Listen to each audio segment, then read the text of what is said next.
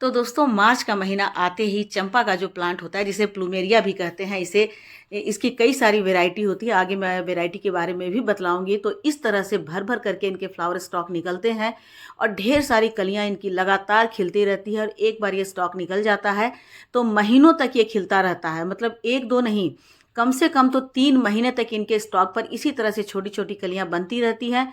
वो फूल खिलते हैं, फिर फूल मुरझाते हैं और फिर से उसमें नई कलियां बन जाती हैं।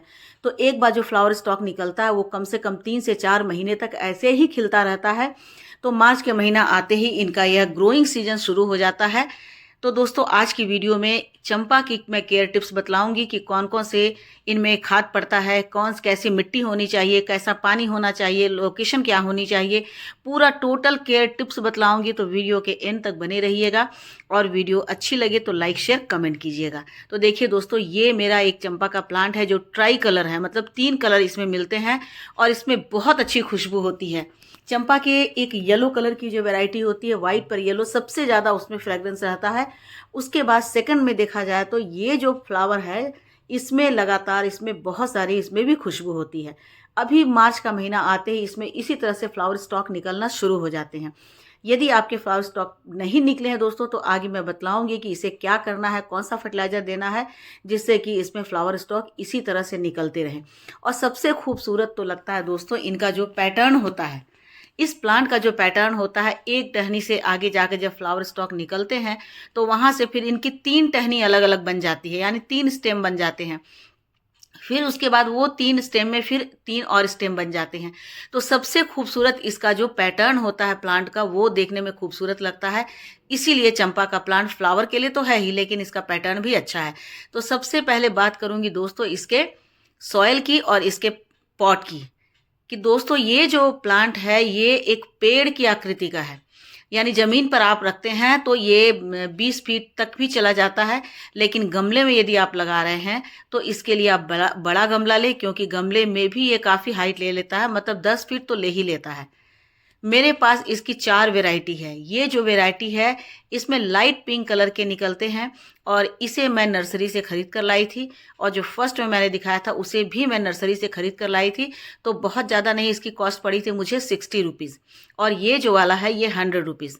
तो 160 से लेकर 100 तक इसके जो कॉस्ट होते हैं नर्सरी में, आप ले सकते हैं। लेकिन आपको कहीं इसकी कटिंग मिल जाती है, क्योंकि रोड साइड में अक्सर ये चंपा का जो प्लांट होता है वो लगा रहता है। तो वहाँ से भी आप कटिंग लाकर लगा सकते हैं। इस प्लांट में मेरे बिल्कुल डार्क कलर के, पिंक कलर के फ्लावर आते हैं और इसे मैंने कटिंग से ग्रो किया है। उसके बाद इसकी एक और कटिंग मैंने लगा दी है, जो कि यहाँ पर लगा हुआ है। तो यह लगने के बाद भी उसमें फ्लावर आते हैं। तो ये जो चंपा का प्लांट है, मैं 3 साल पहले लेकर आई थी, तब काफ़ी छोटा था, मतलब मुश्किल से ये 5 से 6 इंच का था। और आज 3 साल के बाद देखिए बिल्कुल एक बड़ा पेड़ की तरफ बन गया है और कई सारे इसमें फ्लावर स्टॉक निकल रहे हैं। तो सबसे पहले बात करती हूँ अब सॉइल की। पॉट की तो बात कर ली कि पॉट इसका हमेशा 16 इंच से बड़ा ही होना चाहिए। 16 लीजिए, 18 लीजिए, 20 लीजिए, 22 लीजिए, तो जितना बड़ा पॉट लेंगे उतना अच्छा इसका पैटर्न बनेगा और उतना अच्छा आपके टेरेस गार्डन पर बड़ा पेड़ की तरह रह जाएगा, जिसमें कि आप छोटे छोटे पौधे भी लटका सकते हैं। अब दूसरी बात आती है कटिंग की। जब कटिंग करेंगे दोस्तों तो इसे वाई आकार की कटिंग आप जरूर लें। आप सिंगल कटिंग लेते हैं तो सिंगल कटिंग में क्या होता है कि वो बहुत लंबी डंडी हो जाती है, वो जल्दी से घना नहीं होता। जब तक आप उसे कटिंग नहीं करेंगे तब तक वो घना नहीं होगा। इसे देखिए, मैंने सिंगल में लेकर के आई थी तो काफ़ी लंबा हो गया है, मतलब अभी इसकी हाइट जो है 5 फीट हो गई है और बिल्कुल ये डंडी डंडी लगता है, बहुत घना नहीं होता है। अब जाकर जब मैंने इसकी कटिंग की है तो जाकर इसमें 3 टहनी है ना, 3 ब्रांच निकले हैं। तो इसीलिए आपको हमेशा जब भी लगाना है तो आप इसे एक वाई के आकार की कटिंग लीजिए। उससे क्या होता है, बहुत जल्दी घना हो जाता है। इसे जब मैं नर्सरी से लेकर आई थी तो इसमें 3 ब्रांच बने हुए थे, तो देखिए कितना घना हो गया है। तो इसीलिए आप, और बहुत आसानी से ये प्रोपोगेट हो सकता है। आप इसकी कोई भी कटिंग ले लीजिए, लेकिन कटिंग करने के बाद 3 दिन से 4 दिन तक आपको इसे छाया में सुखा देना है, क्योंकि जब कटिंग करते हैं तो इसमें वाइट कलर का एक सैप निकलता है। तो वह जब सूख जाता है उसके बाद ही आप उसे लगाएंगे तब लगेगा। और ये बारिश के दिनों में लगाएंगे तो बहुत अच्छे से लग जाएगा। गर्मी में भी लगा देंगे, बस उसे आप शेड में रख दीजिए, लेकिन काट करके और तुरंत लगाएंगे तो फंगस लग जाएगा। इसलिए आपको 2 से 3 दिन तक इसे सूखा रख देना है, तब लगाना है। अब बात आती है सॉइल की, किस तरह के सॉइल में इसे लगाया जाए। इसकी सॉइल बहुत ही सैंडी होनी चाहिए, बिल्कुल हल्की पोरस होनी चाहिए, भुरभुरी होनी चाहिए। तो इसके लिए आप 40% गार्डन सॉइल ले, 30% इसमें आपको लेना है रेत, है ना, सैंड, और 30% आप इसमें कंपोस्ट लीजिए। तो ये जो है बिल्कुल आइडियल इसका सॉइल मीडिया होता है। उसमें आप थोड़ा सा फंगिसाइड मिला लीजिए, थोड़ा नीम की खली मिला लीजिए, थोड़ा सा आप उसमें एप्सम सॉल्ट मिला लीजिए, तो उसके बाद और बोन मिल, तो इससे आपका जो सॉइल मीडिया है वो बहुत अच्छा से तैयार हो जाएगा। अब बात आती है दोस्तों कि इसे कहाँ रखा जाए। ये बिल्कुल फुल सनलाइट का पौधा है। यदि आप इसे शेड में रखते हैं तो इसकी फ्लावरिंग बंद हो जाएगी, क्योंकि ये जब तक शेड में रहता है तब तक ये नहीं खिलता है। ठीक है। यदि आपका प्लांट पुराना है और उसमें फ्लावरिंग नहीं हो रही है, अभी तक फ्लावर बड नहीं बने हैं, फ्लावर स्टॉक नहीं निकले हैं, तो उसके लिए आपको फर्टिलाइजर देना होगा। इस समय मार्च के समय में यदि आपने नहीं दिया है तो अभी बहुत अच्छे से कोई भी कंपोस्ट दे दीजिए, चाहे वो वर्मी कंपोस्ट हो, चाहे वो काउ डंग कंपोस्ट हो, चाहे इसमें लीफ कंपोस्ट हो। और कितना देना है, एक प्लांट के लिए आपको कम से कम 250 से 300 ग्राम लेना है, और उसमें आप थोड़ी सी चाय की पत्ती मिला देते हैं तो ये बहुत अच्छा फर्टिलाइजर का काम करता है एनपीके के साथ साथ, क्योंकि चाय की पत्ती में नाइट्रोजन होता है, आयरन होता है, और वो बहुत अच्छे से प्लांट की मिट्टी को एसिडिक बनाता है। जब प्लांट की मिट्टी एसिडिक होती है तभी वो अच्छे से खिलते हैं। उसके बाद आपको उसमें 2 चम्मच बोन मील मिला लेना है।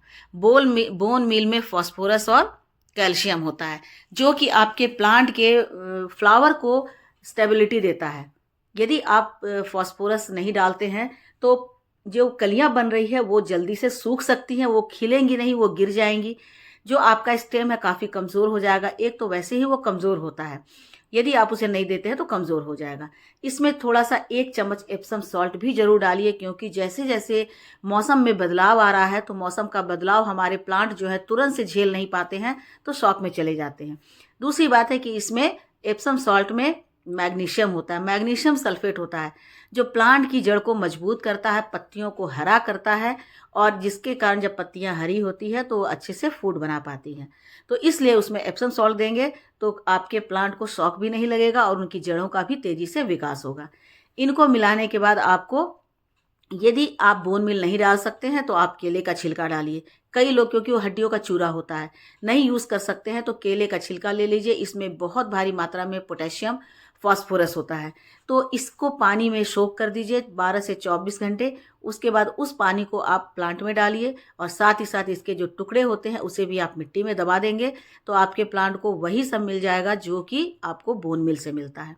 यदि आपके प्लांट पर अभी फ्लावर स्टॉक नहीं निकल रहे हैं तो आप रेड पोटाश भी ले सकते हैं। ये थोड़ा सा रासायनिक होता है, लेकिन आपके प्लांट पर ये बहुत तेज़ी से काम करता है, और इसके कारण आपके प्लांट पर बहुत अच्छे फ्लावर आते हैं। फ्लावर का कलर बहुत अच्छा होता है और फ्लावर की मात्रा भी ज़्यादा होती है। तो बहुत तेज़ी से इफ़ेक्ट करता है, क्योंकि ये केमिकल है।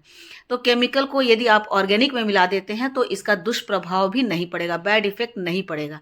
इसलिए बिना डरे आप इसको, जो कोई भी कंपोस्ट है, काउडंग कंपोस्ट है, उसमें मिलाकर आप इसे डाल सकते हैं, तो जल्दी से फ्लावर आएगा।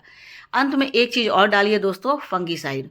साफ फंगिसाइड यदि डाल देते हैं तो आपके प्लांट को फंगस नहीं लगेगा।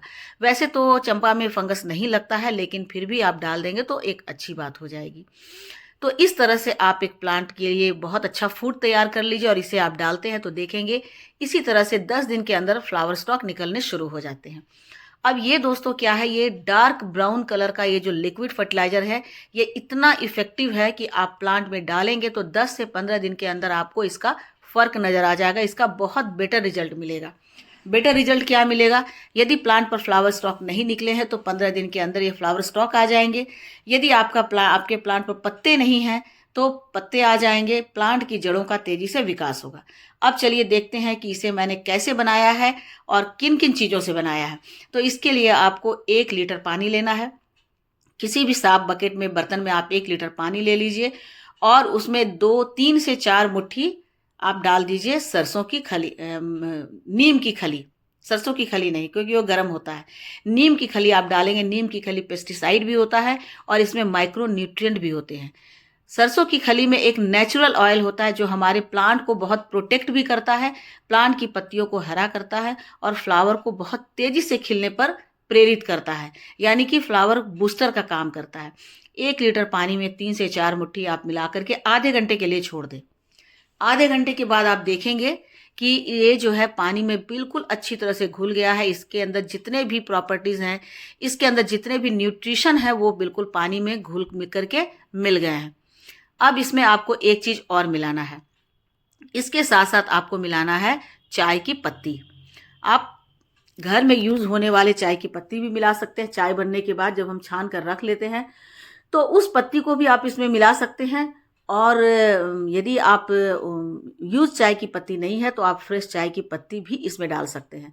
फ्रेश चाय की पत्ती लेंगे तो आपको 1 से 1.5 चम्मच में काम चल जाएगा, और यदि यूज़ चाय की पत्ती लेते हैं तो आपको 3 से 4 चम्मच डालना होगा, क्योंकि यूज़ चाय की पत्ती के जो न्यूट्रिएंट्स है वो बहुत सारे निकल जाते हैं, लेकिन जो फ्रेश चाय की पत्ती होती है उसमें प्रॉपर से नाइट्रोजन होता है, आयरन होता है, और साथ ही साथ वो हमारी मिट्टी को बहुत अच्छे से एसिडिक भी बनाते हैं, यानी मिट्टी का जो पीएच वैल्यू है उसको बहुत अच्छे से मेंटेन करते हैं।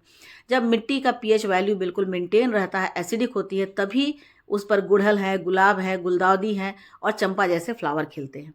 तो ये देखिए, ये है यूज चाय की पत्ती। आप इसे डायरेक्ट अपनी मिट्टी में भी डाल सकते हैं और पानी में सोख कर भी आप इसे मिला सकते हैं। उससे भी बहुत ही बढ़िया इसका रिजल्ट आता है, और ये रिजल्ट मैं आपको दिखला रही हूँ दोस्तों कि किस तरह से बनता है। तो ये देखिए, यूज चाय की पत्ती को अच्छे तरह से धो ले ताकि उसके अंदर का दूध और शक्कर निकल जाए।